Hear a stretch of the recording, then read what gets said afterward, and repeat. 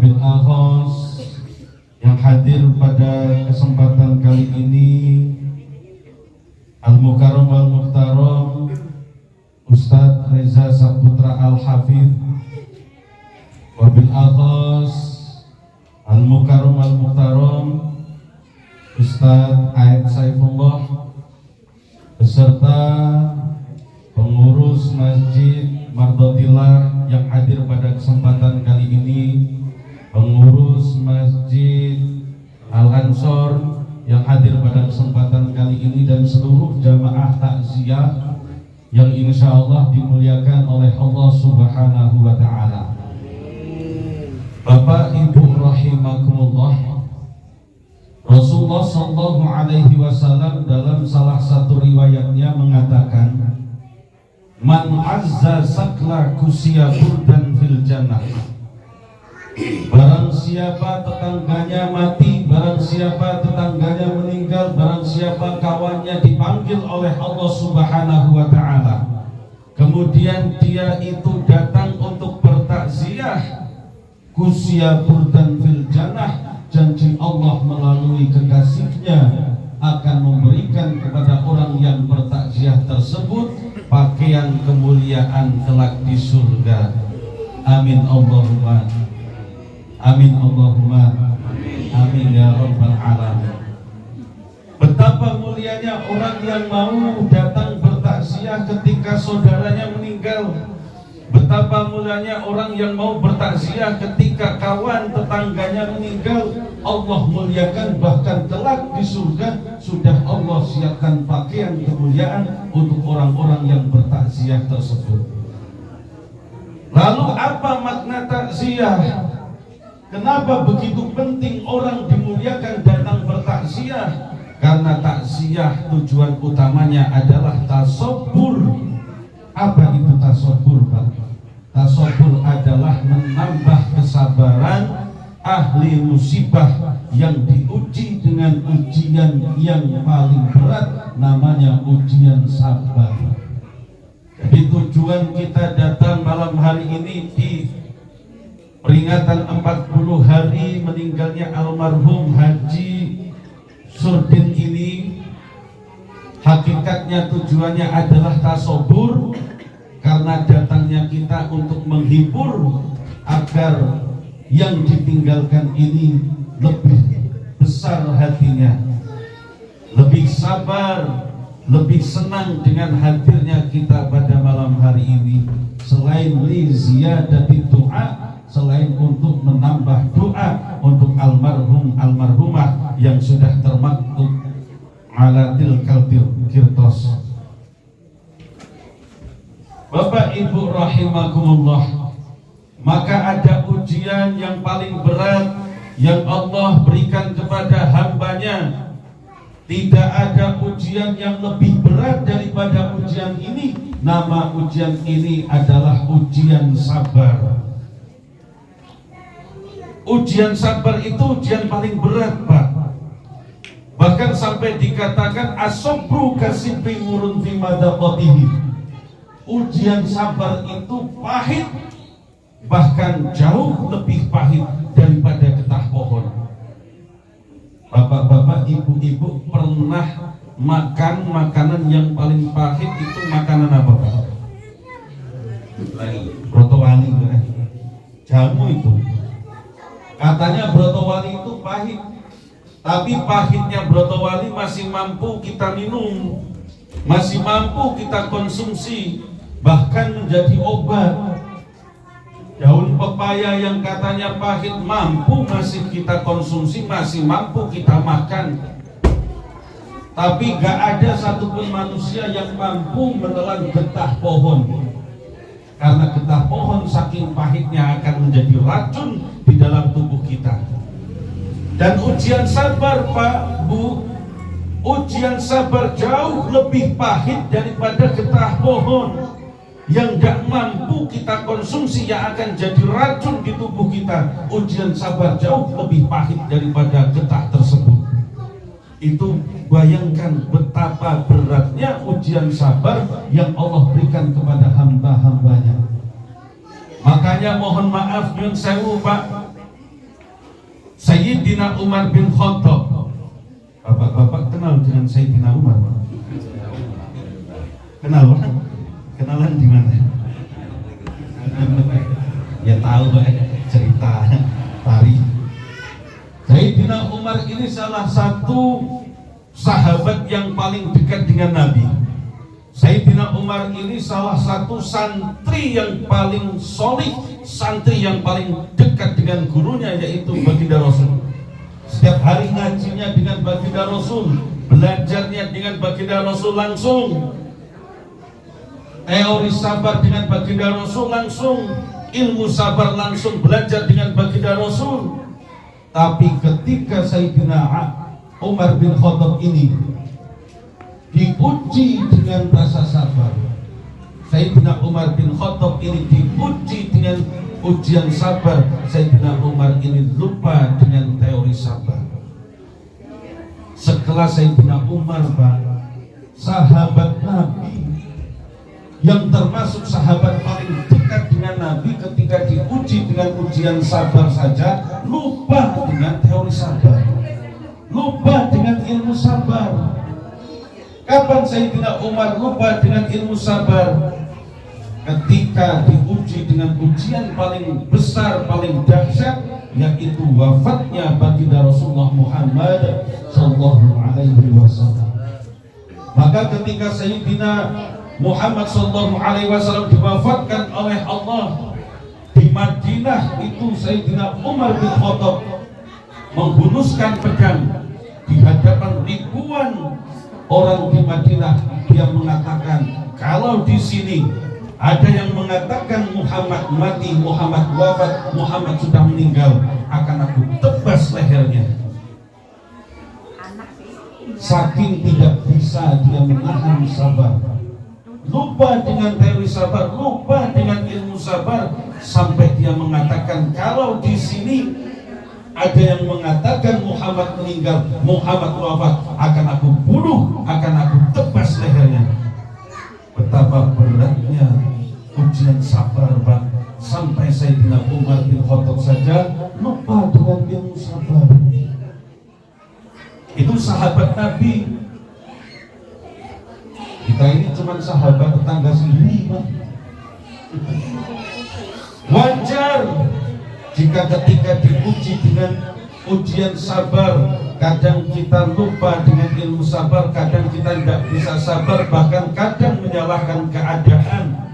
Makanya di dalam Al-Quran diberi warning oleh Allah, wa tawasaw bil haqq wa tawasaw bis, saling mengingatkan dalam kesabaran. Kalau saling mengingatkan, kalimatnya saling mengingatkan berarti tidak dewean. Arti tidak dewean itu tidak mesti yang selalu ceramah nasihati tentang ilmu sabar. Kalau diuji dengan ujian sabar bisa sabar, belum tentu, Pak. Ustadz, kiai, mubaligh, dai yang sering menyampaikan sabar ya Pak, kalau ditimpa musibah, ikhlas ya Bu, ini musibah. Belum tentu ustadzah tersebut, ustadz tersebut, mubaligh, kiai tersebut bisa sabar ketika diuji dengan rasa sabar. Belum tentu. Itu sudah menjadi sunatullah.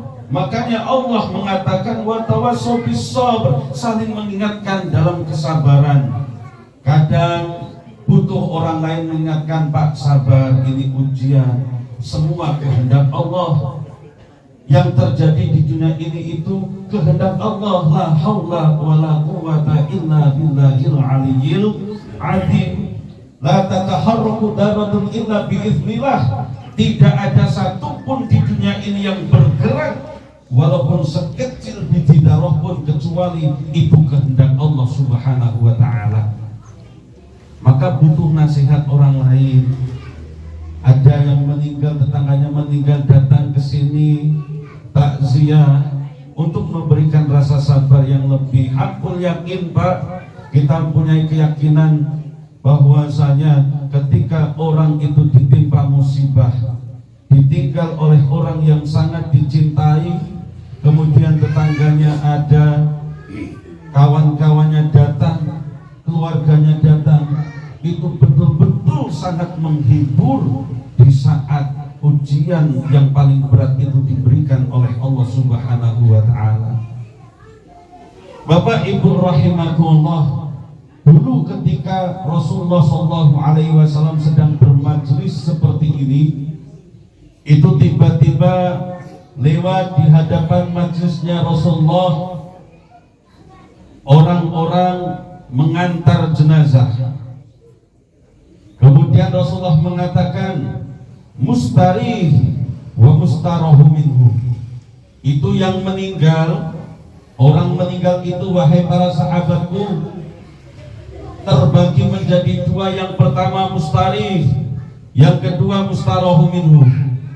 Orang mati itu Pak terbagi jadi dua, kata baginda Rasul. Yang pertama mustarih, yang kedua mustarahu minhu. Ditanya oleh para sahabat, ya Rasul, mal mustarih wa mustarahu minhu, apa itu mustarih dan mustarahu minhu ya Rasul? Mustarih itu dari wazan kata dasar istiroha yastarihu. Kalau kita belajar bahasa Arab di pesantren itu ada kaidah-kaidah bahasa, perubahan-perubahan bahasa, itu namanya tasrif.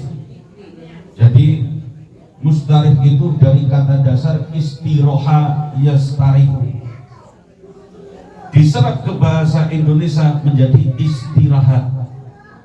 Maka alhamdulillah bapak-bapak ini paling tidak sudah bisa bahasa Arab apa? Istirahat. Ya sikok jadilah itu Pak. Istirahat. Itu serapan dari istiroha yastarihu, istirahat. Kemudian apa yang dimaksud dengan mustarih ya Rasul? Mustarih itu adalah orang-orang ketika meninggal dunia yastarihum min nasabid dunya, Allah istirahatkan di alam kuburnya dari hiruk pikuknya dunia ini. Makanya bagi orang solih, bagi orang yang dekat dengan Allah, yang meninggal membawa ketakwaan, keimanan, maka ketika meninggal itu Allah istirahatkan di alam kuburnya. Maka tidak salah ketika bapak-bapak, ibu-ibu selama ini mendoakan orang yang meninggal itu semoga diistirahatkan di alam kuburnya. Memang golongan pertama ini Pak, kalau ada orang meninggal, golongan pertama ini adalah golongan orang yang Allah istirahatkan di alam kuburnya. Istirahat itu kan perkara yang paling nikmat Pak. Bapak-bapak dari pagi tadi sudah beraktivitas mencari nafkah, sampai detik ini belum istirahat, capeknya luar biasa, ngantuknya luar biasa. Yang terbayang itu kapanlah aku tidur nanti. Begitu ketemu kasur, begitu sampai rumah istirahat, betapa nikmatnya Pak. Dan seperti itulah orang yang meninggal golongan pertama, ketika diwafatkan dia benar-benar ketemu tempat istirahat min nasabid dunya, dari hiruk pikuknya dunia ini. Bagi orang soleh, bagi orang yang dekat dengan Allah, dunia ini tempatnya capek, tempatnya yang tempat keluh kesah, dan selesai-selesai. Makanya ketika selesai istirahat, mendapatkan kenikmatan di alam kuburnya. Itu golongan yang pertama. Maka kita berdoa bersama pada malam hari ini dengan keikhlasan hati, mudah-mudahan almarhum Bapak Haji Surdin bin Ali Koha ini termasuk golongan hamba Allah yang Allah istirahatkan di alam kuburnya. Amin Allahumma amin ya rabbal alamin. Wa mal mustarah minhu. Dan apa golongan yang kedua mustarah minhu? Golongan yang kedua adalah ketika ada orang meninggal, ketika ada orang mati. Yang istirahat itu bukan yang mati, bukan yang meninggal, tapi yang istirahat adalah orang yang masih hidup. Tetangganya istirahat, kawannya istirahat, keluarganya sendiri pun ikut istirahat. Dari apa? Dari kelakuan tidak baiknya selama ini ketika hidup di dunia. Ini yang kita tidak ingin masuk ke golongan ini, Pak. Tidak heran ketika ada orang tidak baik, itu kalau diumumkan di masjid siapa yang meninggal, si fulan, alhamdulillah, bukan innalillah, tapi alhamdulillah, kembang aku tidak hilang lagi. Alhamdulillah, aman sekarang sini, motor tidak hilang lagi, karena yang biasanya ngambil itu sudah mati. Maka yang istirahat bukan orang yang mati, tapi yang istirahat tetangganya, dari kelakuan tidak baiknya, dari fitnahnya, dari keburukannya, bahkan keluarganya sendiri pun ikut istirahat karena dia mati. Dan kita tidak ingin ketika nanti diwafatkan oleh Allah, dimatikan oleh Allah, dicabut nyawanya oleh Allah, banyak orang yang mengucapkan alhamdulillah.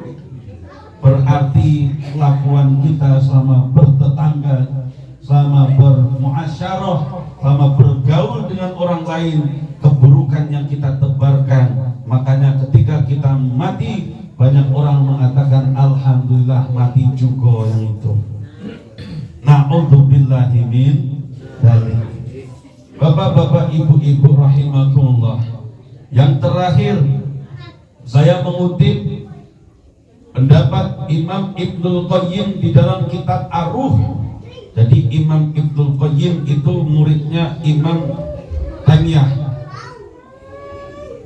Ini satu perguruan. Ada kitab namanya kitab Ar-Ruh.